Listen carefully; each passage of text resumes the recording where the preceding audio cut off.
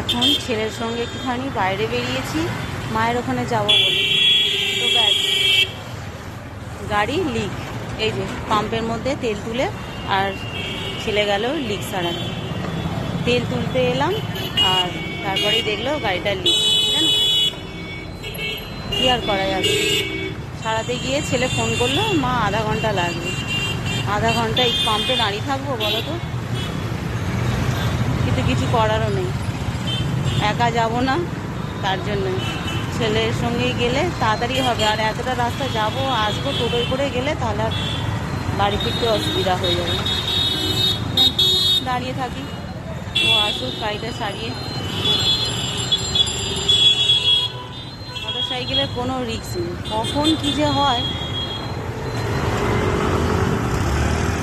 কতক্ষণ দাঁড়িয়ে থাকবে হবে তার ঠিক নেই। বললো আধা ঘন্টা।